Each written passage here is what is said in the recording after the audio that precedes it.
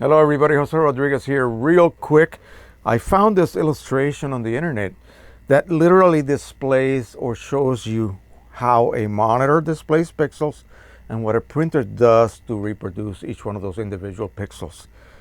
Remember, printer resolution and image resolution have nothing to do with each other. So here is a fictitious image composed of 10 pixels per inch, linear inch. 10 by 10 equal a 1-inch square in this particular example. But look what happens when these values, individual pixels, are sent to the printer.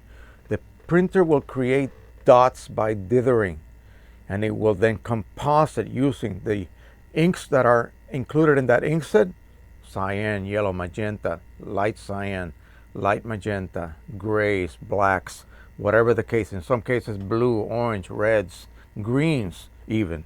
It will composite dots from all of those colors to better reproduce, or as accurately as possible, reproduce the values of each one of those individual pixels. So just remember that it takes a lot more dots of ink to reproduce a single pixel. It's not one dot per pixel. It is many dots per pixel. All right, so that is it. I hope you guys kind of get the concept here between image resolution and printing resolution, and what a printer does with those little tiny droplets of ink. And some of the better printers have variable drop technology. Of course, they all have different quality levels. The higher the level, the smaller or the closest together the dots will be. In other words, more dot density per pixel. And that's all there is to it. There is no way that a printer can reproduce one single pixel homogeneously. It's not silk screening here with individual custom mixed inks. You have to composite dots together.